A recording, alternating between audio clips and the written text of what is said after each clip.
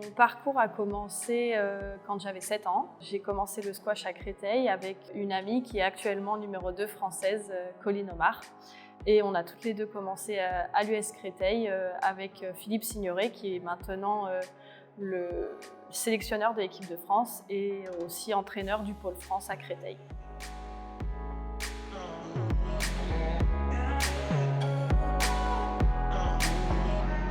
Maintenant, je suis actuellement numéro 4 mondial et numéro 1 française. Pour moi, un arbitre, c'est quelqu'un qui déjà va compter les points et qui va prendre des décisions, surtout au squash, parce que c'est un sport où on partage le même terrain. Donc il y a souvent des gênes et l'arbitre est donc là pour donner une décision, de remettre le point ou de donner le point à l'adversaire. Mais en tout cas, il faut qu'il soit le plus impartial possible et constant dans toute la durée du match. Dans le squash, les relations entre joueurs et arbitres sont plutôt bonnes. Après, bien sûr, ça arrive qu'il y ait des décisions contestées, même si maintenant ils tendent à ce qu'il y en ait de moins en moins. Il y a des règles qui sont mises à jour pour justement éviter l'anti-jeu ou même le fait que cela coupe le jeu. Mais ça reste toujours assez courtois et de toute façon, si ça dépasse les limites, les joueurs sont sanctionnés, donc au moins c'est vite réglé. Pour moi, un ou une bonne arbitre, c'est quelqu'un qui va être constant pendant toute la durée du match. Personne n'est parfait, on est tous humains et on est tous capables de faire des erreurs. Mais voilà, le plus important pour moi, c'est d'arriver à être constant dans ses décisions sur toute la durée du match.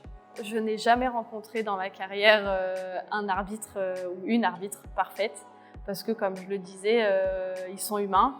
Il faut prendre des décisions rapidement. Au squash, le jeu va très vite. Et puis c'est très subjectif aussi en fait.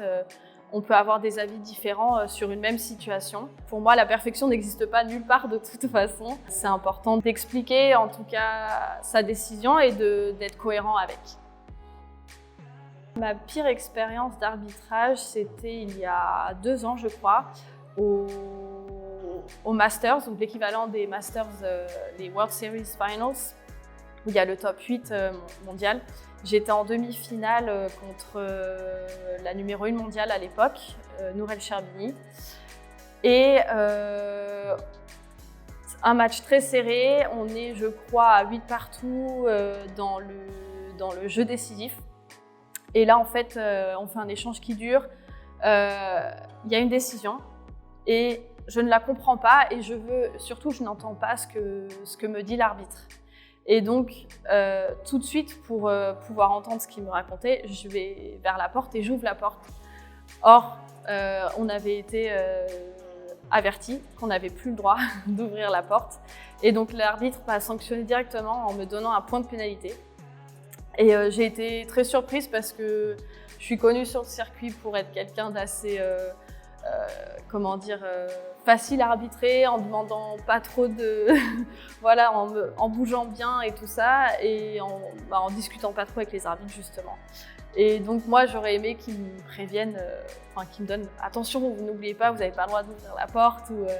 Mais là non, il m'a sanctionné direct, j'ai fermé la porte, j'avais perdu le point et puis c'était hyper serré, donc ça a été un peu dur à encaisser. En squash, la part d'arbitres femmes est faible, faut pas se mentir. Au niveau national, j'en connais pas. Il y en a eu, mais il y en a plus en ce moment. Et au niveau international, il me semble qu'il y en a 1 ou 2, mais ça reste très faible. Je pense qu'avoir plus de femmes en tant qu'arbitre, ça irait dans le sens de la parité, comme un peu on essaye de faire partout dans le monde de l'entreprise, dans le monde du travail, un peu dans le sport aussi en général. Donc je pense que ce serait bien pour ça, pour la parité, et pour aussi montrer aux femmes, les joueuses femmes, que il y a aussi de l'intérêt en tant qu'arbitre féminin. Donc dans ce sens, je pense que c'est important, oui.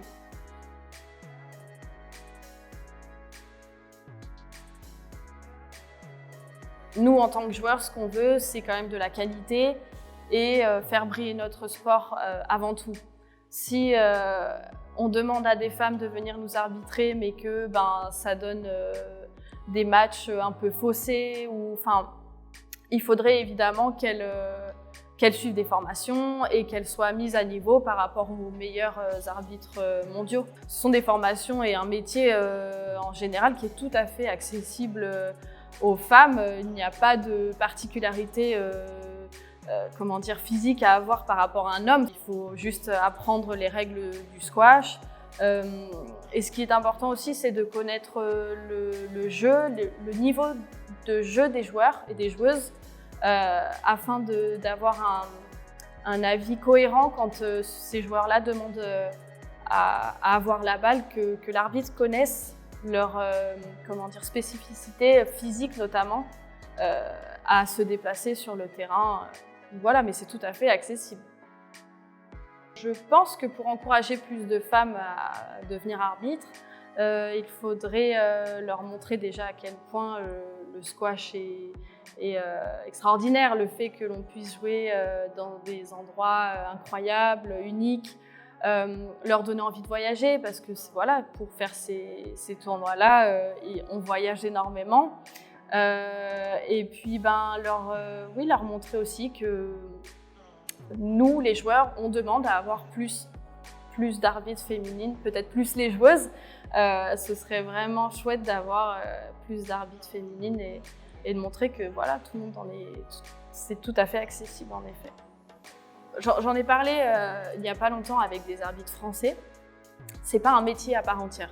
C'est vraiment une passion pour eux aussi. Ils ne sont pas payés pour être arbitres. Et donc, ça leur demande du temps en plus sur des congés, du temps familial. Peut-être quelque chose que les femmes sont moins prêtes à faire, surtout si elles sont assez jeunes, qu'elles viennent d'avoir des enfants. Moi, j'essaie de m'imaginer à leur place. C'est vrai que je ne sais pas si je serais prête à aller à l'autre bout de la Terre la moitié du temps de l'année. Donc, je pense que ça peut être une raison déjà. Et puis, c'est pas mal. Après, je sais pas, faudrait me laisser un peu plus de temps pour réfléchir à la question.